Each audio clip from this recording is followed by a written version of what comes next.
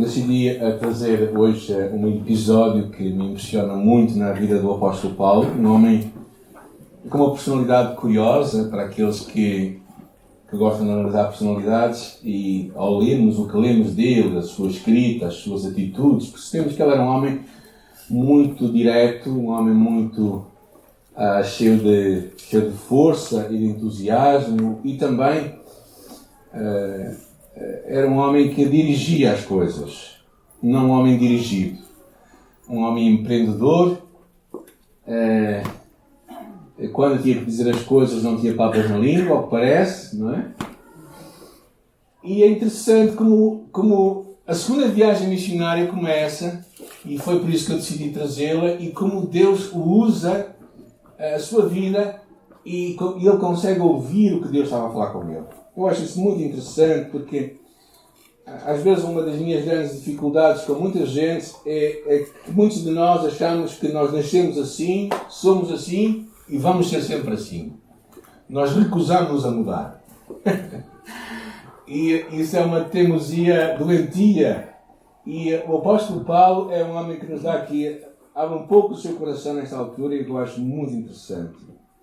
Como ele deixa o controle daquilo que ele já tinha planeado, os seus desejos, os seus propósitos, a sua visão, e consegue ouvir a voz de Deus e consegue mudar. E eu, às vezes, certamente, eu próprio tenho muita dificuldade em mudar. Quem gosta de fazer mudanças? Aqui mais alguém? Dois? Mas todos nós resistimos um pouco à mudança, particularmente quando alguém nos força a nós mudarmos algumas coisas, não é?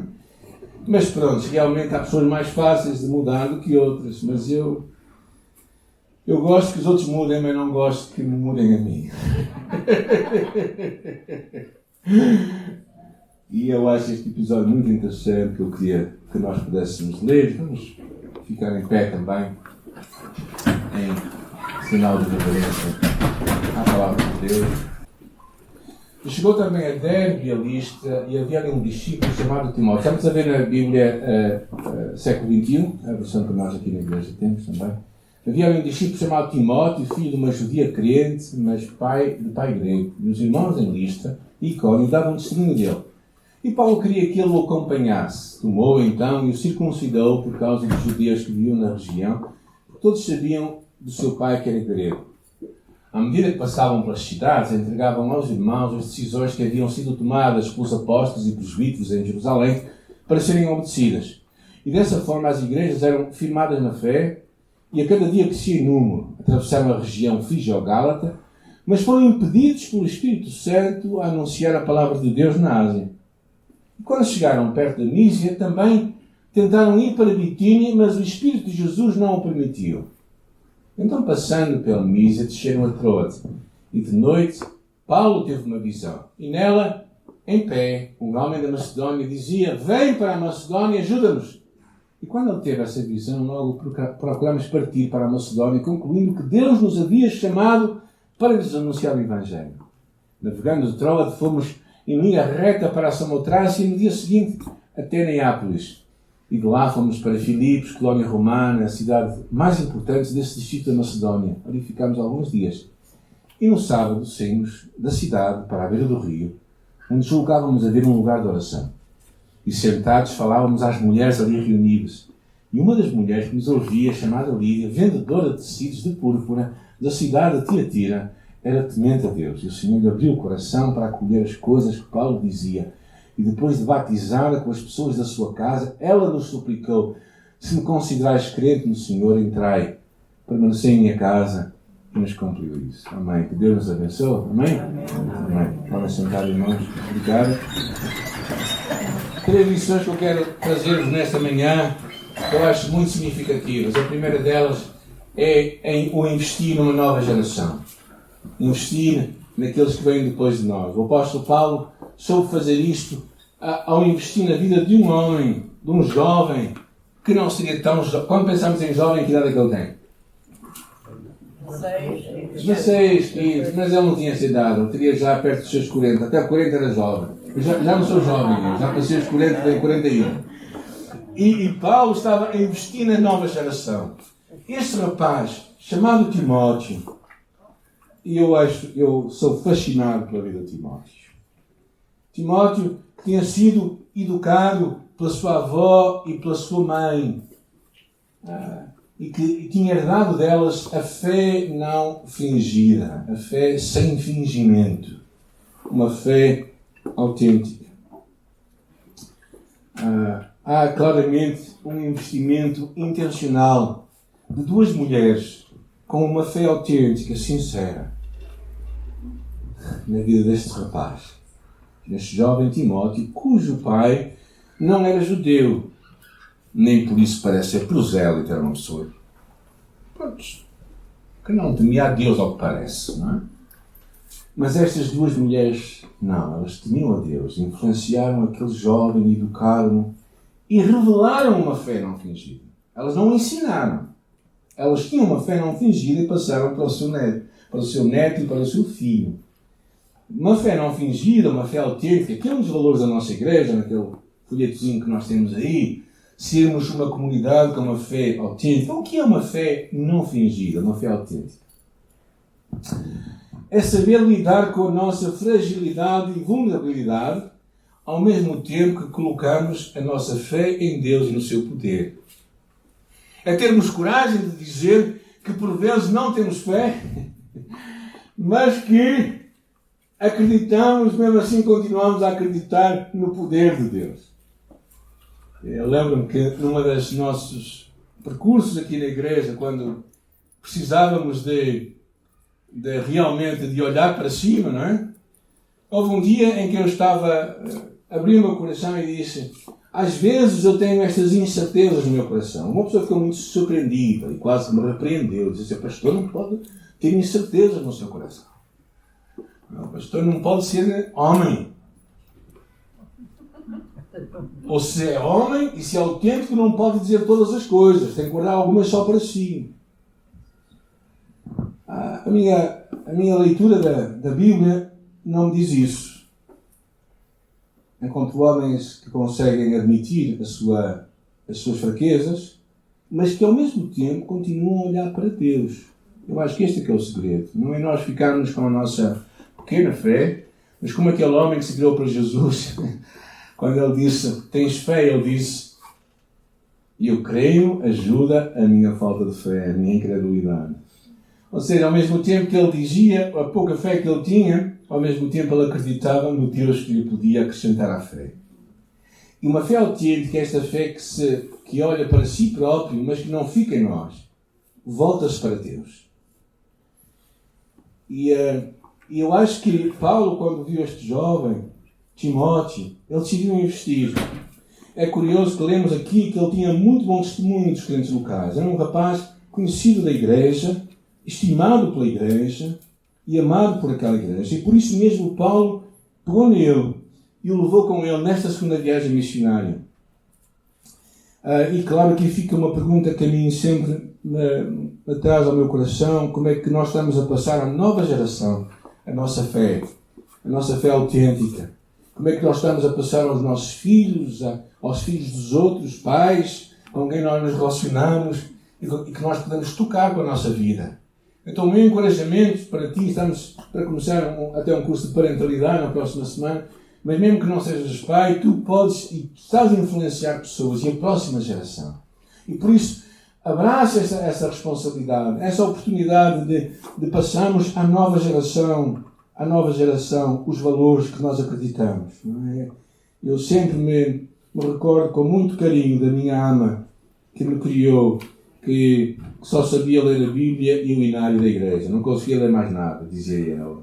Mas ela tinha uma fé autêntica. Não é? Nunca me esquece, ela viveu connosco um tempito, um dos tempos mais curiosos que tivemos lá em casa com os nossos filhos. Ela tinha 94 anos e ela era curiosa. E ela, quando estava connosco, teve um ano mais ou menos connosco,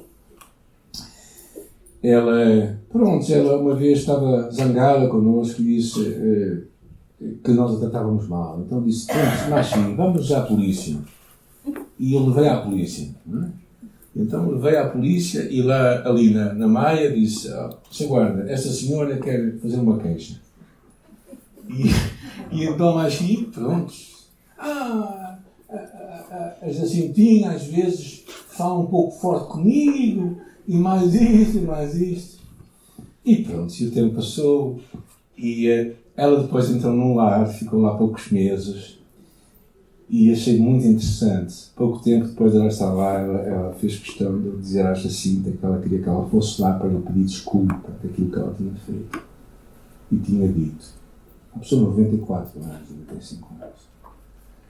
Isto é uma fé não fingida, uma fé autêntica. Não é? É uma fé que move montanhas. Às vezes nós pensamos, às vezes só de algumas coisas assim mais fortes, mas a fé é vivida no dia-a-dia. Não é vivida nas grandes coisas, é vivida no dia-a-dia com quem nós nos cruzamos. Neste episódio é interessante que depois de eles saírem dali, há um episódio curioso, né? Diz que eles viajaram, versículo 6 diz assim: atravessaram a região frígio-gálata, mas foram impedidos pelo Espírito Santo de anunciar a palavra na Ásia, e quando chegaram na Mísia tentaram ir para a Bitínia, mas o Espírito de Jesus não o permitiu. É o que eu chamo como nós enfrentamos as portas fechadas da nossa vida. Quando nós queremos ouvir testemunhos, quais testemunhos que nós gostamos de ouvir? De vitória ou de aparente derrota? Pois é aqueles que vocês escolhem, eu também escolho, não é? Aqueles testemunhos que nós vemos que Deus abriu uma porta, mas aqui o testemunho é curioso, é estranho. Não sei se vocês já leram. Quem foi que impediu? Paulo? Espírito Santo? Porquê é que ele impede? Há várias expressões aí curiosas, porque o versículo 6 diz que eles não podiam ir, a segunda vez diz que eles tentaram ir noutra direção, e depois, quanto tempo demorou aqui? Se vocês lerem isso assim, quanto tempo é que parece que vos demorou este episódio do apóstolo Paulo? Pelo menos semanas. Porque as regiões, se vocês forem ver no mapa, não era Hermesim e Maia. Eram regiões bastante dispares umas das outras. Então parece que Paulo teve que enfrentar de Deus, porque foi Deus que fez aquilo, ou não foi? Deus fechou portas. Porquê é que Deus fecha? Porquê é que são portas fechadas? Não é? Algumas ideias. Doenças. Cuidado de Deus. Depressão. Fracasso. Insucesso. Na escola, no trabalho, dificuldades financeiras. Como é que tu e eu enfrentamos as portas fechadas que temos na nossa vida? Alguns de nós o que é que fazemos? Empurramos demais. Ele diz para não ir para ali, nós forçamos. É curioso, porque parece que às vezes Deus também pode trazer à tua vida, à minha vida, portas fechadas. E a pergunta é como é que tu e eu respondemos às portas fechadas que temos à nossa frente. Mas se tu fores como eu digo o que é que vais fazer. Tu vais querer forçar. Eu sou uma pessoa um bocadinho, às vezes que esmurra, não é? E gosto de ver quanto é que eu consigo fazer. Então eu sou daqueles que sou capaz de tentar forçar a porta para que ela se abra. Mas talvez eu esteja a dizer, não é por aí.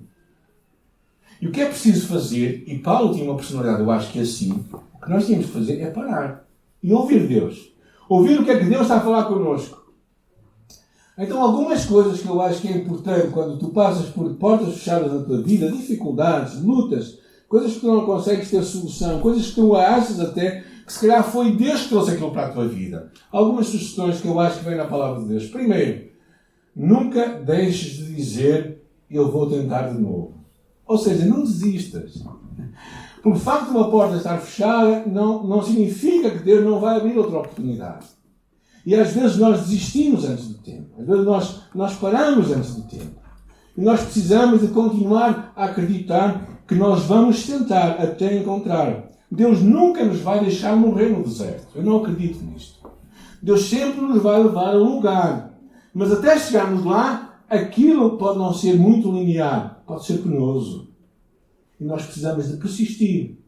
Segunda coisa que eu acho muito importante, até talvez mais importante que a primeira, é não deixar que a amargura tome conta da nossa alma. Vamos pensar num homem chamado José, que tinha 11 irmãos que gostaram tanto dele, que pensaram em fazer duas coisas. A primeira era um bocadinho demais, que era acabar com ele. Porque ele verdadeiramente era um menino da mamã. E portava-se um pouco. Eu tenho uma visão um bocadinho crua acerca de José. Desculpem lá, eu não gosto muito. Acho que José era um rapaz que não foi bem educado pelos seus pais. Era um menino da velhice, também foi o primeiro da mulher preferida do seu pai Jacó. E por isso ele foi aquele menino apaparicado. Que os irmãos não gostaram que o seu pai publicamente mostrasse que gostava mais dele do que dos outros. E por isso decidiram fazer a folha quando puderam. E decidiram pegar nele e decidiram acabar com ele. Mas houve um irmão que teve um bocado mais de coração. Não vamos matá-lo. Vamos vendê-lo como escravo. Para o Egito, não é? E é curioso que encontramos José no Egito. Passaram-se 17 anos. Ele ficou por lá perdido. Até que veio encontrar os seus irmãos. E quando encontra os seus irmãos, é dos episódios mais impressionantes de toda a Bíblia, eu acho. Ele decide não somente perdoar os seus irmãos, mas ele decide pensar que os seus irmãos tratem aquilo no seu coração. E diz: vocês intentaram mal para comigo, mas Deus o quis bem. Ele conseguiu livrar perdão. Não deixou que a amargura tomasse conta dele. Não deixou que a amargura começasse a ruminar. Porque a amargura, quando nós temos um problema na vida e ficamos amargos, temos dois problemas. Temos o problema e temos a amargura. E a amargura vai intensificar o problema. A amargura tem esta questão que é: se o problema é 10, vale 10 com a amargura, ou vai valer 30. Então uma coisa que nós não devemos fazer quando portas estão fechadas na nossa vida, depois de tentarmos de novo, é não deixar que a amargura tome conta da nossa alma. Eu vi muita gente amarga, infelizmente, tenho conhecido muita gente amarga, que não somente amarga a vida deles, mas porque pessoas amargas semeiam amargura. É o que elas têm para dar. A terceira coisa que eu acho é continuarmos a viver o que Deus tem para nós. Porque o que percebemos aqui na história é que ele queria numa certa direção, foi impedido. Ele queria noutra direção, ele foi impedido. Então, mas ele simplesmente não disse assim: pronto, agora eu não vou fazer nada. O que é que ele disse? Eu vou continuar. Eu vou fazer o que é certo. E chegou uma altura, em dirigindo-se para um certo lugar, que Deus lhe deu uma visão acerca de um homem que lhe apareceu, um varão macedónio, da Macedónia, que estava vestido assim, e que ele reconheceu e disse: é por aqui que eu vou. Então, Deus honra pessoas que persistem quando as portas estão fechadas, quando as dificuldades vêm, quando as lutas estão diante de nós. Deus honra pessoas que persistem a trabalhar, a se esforçar e a não deixar a sua vida ficar amarga. Porque um dia, a porta vai se abrir. Pode não ser a nossa porta. Não era a porta do apóstolo Paulo, mas é a porta de Deus. E eu acho que isso é mais importante. E nesta história nós percebemos isso. Porque eu vejo que muitas vezes o que percebemos aqui é que ele foi honesto. Quando nós estávamos à procura do nosso terceiro lugar de culto, que foi ali na Ganda, nós antes de irmos para a Ganda, muitos já conhecem a história, nós fomos parar a um lugar que era uma placeta ali de Moçambique. Começámos as obras, começámos a pintar e começámos a sonhar naquele lugar, não é? E de repente, antes de inaugurarmos, já tínhamos sido expulsos de lá. Porque os vizinhos não gostaram, não é? Bem, e criaram pressão e nós achámos que não era a forma de começar bem um trabalho numa igreja, num lugar onde havia pressão, onde havia inimizade. E continuamos a orar. Tivemos 1 ano e meio mais ou menos a orar, tivemos momentos de jejum, de buscar a Deus. Tivemos momentos em que dissemos: Deus, mas afinal nós enganámos, nós não te ouvimos bem. Porquê é que tu fechaste esta porta? Nós continuamos a bater. E uma porta melhor se abriu para nós. Num outro lugar. E é assim que quando vem dificuldades na nossa vida, nós precisamos de ser o que agora se fala muito, resilientes. Ou seja, continuar a persistir e acreditar que Deus, um destes dias, nos vai mostrar a sua vontade. Estes episódios estão cheios de Paulo ser confrontado com o controle que ele tinha. E continuamente Deus estava a dizer, não é por aí, não é por aí. E de repente ele vai e atravessa aquele mar até chegar a Filipos. E lá lemos que em Filipos, versículo 12, de lá para Filipos, colónia romana, a mais importante desse distrito, ficamos alguns dias. E no sábado saímos da cidade para a beira do rio, onde julgávamos haver um lugar de oração. E sentados falámos às mulheres ali reunidas. Tive a ver várias versões da Bíblia acerca deste versículo.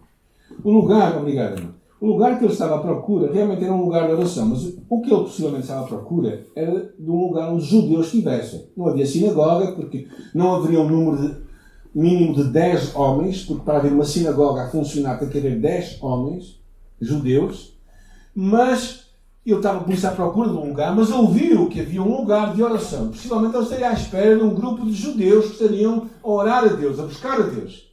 E enquanto procurava, quem é que ele encontrou? Mulheres, um grupo de mulheres a orar. Já viram mulheres a orar? Agora as mulheres estão a dizer, é melhor não falar mais. Na verdade, ele encontra estas mulheres a orar. É curioso também que há várias leituras deste versículo. Há ideias que dão a entender que elas estavam a orar, há outras ideias que dão a entender que elas estavam reunidas. Por isso, seja como for, Paulo começa a falar com elas. E elas começam a ouvir o Evangelho. E por isso, o que eu chamo a esta parte aqui é alcançarmos o nosso próximo. O próximo deste homem judeu era uma mulher gentia, chamada Lídia, vendedora de púrpura de uma outra cidade, Tiatira. Se forem ao livro de Atos, ao livro de Apocalipse, encontram uma igreja em Tiatira. Alguns pensam que ela poderia ter sido a semente daquela igreja em Tiatira. Mas o que encontramos é que o próximo deste homem, que estava à procura de judeus, foi um grupo de mulheres a quem ele levou o Evangelho. E que ele percebeu uma coisa, que o Evangelho restaura relacionamentos. O Evangelho cria pontes entre diferentes culturas e entre diferentes povos. O Evangelho quebra barreiras. Estamos a falar há 2000 anos atrás. Agora é fácil pensarmos nisso. Naquela altura não era. Quebra barreiras de género. Quebra barreiras étnicas. De povos diferentes. Quebra barreiras sociais. De classes sociais diferentes. Para nós, vocês pensam, é normal. Não. Não era normal então. Ainda hoje, infelizmente, não é normal em muitos lugares. Mas o Evangelho faz isso. Eu estava a ouvir o testemunho dos Dalits lá na Índia. E como o Evangelho está a juntar o povo e a criar a deitar por terra aquele sistema de castas, de diferenças sociais que há por causa de povos diferentes. O Evangelho faz isto. O Evangelho fez isto nesta história desta mulher que ouviram o Evangelho. E é muito interessante o que percebemos aqui é que há uma expressão muito bonita que diz o Evangelho abriu o coração. Alguém pode... O Senhor, versículo 14, lhe abriu o coração. Quem é que abre o nosso coração para Ele? Aí estava muito para conversar, não é? Quem é que endureceu o coração de Faraó? Mas há outras palavras que diz que Faraó também endureceu o seu coração. Entramos aqui numa discussão longa que ficaríamos aqui dias e não vamos resolvê-las acerca da predestinação e do livre-arbítrio da escolha do homem. E eu tenho muito lido acerca desse assunto e não posso negar os versículos bíblicos que quero partilhar convosco, está bem? Ouvindo os gentios, alegravam-se e glorificavam a palavra do Senhor, e todos que haviam sido destinados para a vida eterna creram.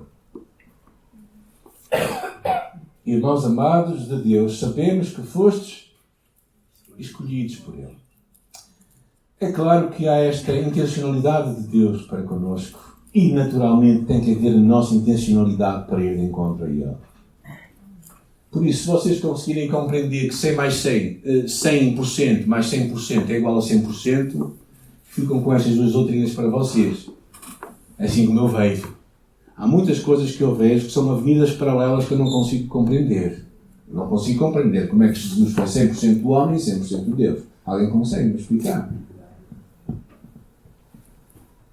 Por isso é que Ele é Deus. E eu acredito, sinceramente, que há uma responsabilidade nossa, mas acredito que Deus aqui, claramente percebemos que é Deus que está a começar a preparar. Aquelas mulheres já estavam à procura de Deus, e Deus vai e abre o seu coração. E elas respondem ao Evangelho. E elas são salvas. O Evangelho muda as suas vidas de tal maneira que Lídia parecia ser uma mulher com pasta. O brasileiro sabe o que é pasta, não sabe? Ok. Alguns de nós temos falta de pasta, por isso temos massa, não é? Mas pronto. Ela parecia ser uma mulher rica, porque ela tinha a sua família, que não parecia ser a sua família direta, mas podia ser os seus criados cegos. É uma expressão que havia muito no judaísmo, que era a família estendida. Em algumas culturas isto ainda acontece. Então ela tinha uma família estendida que vivia debaixo da sua casa, e mais ainda, o que é que ela fez? Ela ofereceu a sua casa a Paulo, a Barnabé, a Paulo, a Silas, a Timóteo e quem mais estivesse com eles. E ela os recebe em casa. É muito interessante porque ela aceita este compromisso também ao recebê-la em sua casa. O que é que diz a palavra aí? Depois, versículo 15. Depois de batizadas com as pessoas da sua casa, ela nos suplicou. O curso de batismo que ela fez foi muito rápido. Alguns estão a dizer, então porquê é que nós fazemos curso de batismo na igreja? Não é? Porque eu acho que a convicção que ela teve e que tantos nós vemos no Evangelho era tão objetiva, e hoje nós precisamos de desempacotar a má informação que está na mente de muita gente para que a informação seja certa. Bem, mas passando isso adiante. Depois de ter sido batizada ela e toda a sua casa, aquilo teve um impacto fulminante em toda aquela família, uma forma incrível de Deus. Ela verdadeiramente os acolheu e teve a sua casa. Bem, não vamos continuar a leitura, mas o que acontece a seguir é que quando eles voltam, talvez uma semana depois, àquele lugar de oração, havia uma mulher que era possessa, um espírito adivinhador, que ia gritando, estes são os servos do Deus Altíssimo. E Paulo ficou cansado com aquilo e não aceitou que alguém que não de Deus anunciasse aquilo, e por isso libertou aquela menina daquele espírito de adivinhação. Quando ela liberta, os senhores dela ficam zangados e naturalmente os metem na prisão. E depois há todo aquele episódio. Mas porquê é que eu falo isto? Porque o Evangelho não é só coisas boas, não é só sucessos, não é só respostas às nossas orações. O Evangelho também tem momentos assim, momentos em que as portas se fecham, momentos em que as dificuldades vêm até nós e em que nós vamos parar à prisão, como o Paulo aconteceu depois, não é? Mas o que é importante, o que eu acho e que eu gostaria de deixar convosco nesta manhã, como é que vais enfrentar as portas fechadas da tua vida? Como é que tu vais tratá-las? Como é que tu vais lidar com elas? Não é? Como é que tu vais... Sabe, às vezes quando eu recebo, às vezes alguns e-mails que eu não quero ler, sabe o que é que eu faço? Eu procuro não ler naquela altura, mas eu vou ter que lê-los. Certo? Não sei se isso acontece com mais alguém, não é? Nós não pensamos que não vem boa coisa daqui. Então eu procuro adiar um pouco, mas a verdade é que eu tenho que enfrentar isto. E na nossa vida também, as dificuldades que nós temos, as portas fechadas, pode ser muita coisa, e coisa até que Deus traz para nós temos que enfrentá-las, nós temos que lidar com elas, nós temos que olhar para elas e dizer o que é que eu vou fazer com isto. E claro, temos que fazê-lo num ato de obediência do que Deus tem para nós, para nos falar. E como é que nós podemos encontrar o escape de Deus. E outra coisa que eu quero vos deixar é que o Evangelho é o poder de Deus para a salvação. Então não há nada mais poderoso do que Cristo a salvar e a mudar vidas. E eu quero vos encorajar vivamente este mês, a partir do dia 23, vai haver um projeto a nível daqui do Distrito do Porto, chamado Juntos pelo Porto. Não é? E é um projeto de oração por as pessoas que nós conhecemos e que nós amamos. Eu quero vos encorajar a todos a sermos parte disso. Cada um de nós, há kits ali à saída, cada um de vocês pode levar.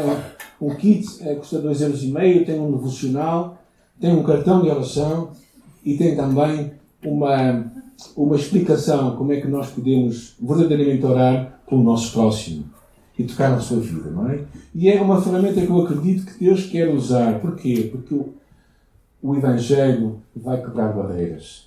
E nós precisamos ser pessoas, homens e mulheres, que criam estas pontes do Evangelho para alcançar outros com o poder do Evangelho e mudar a sua vida.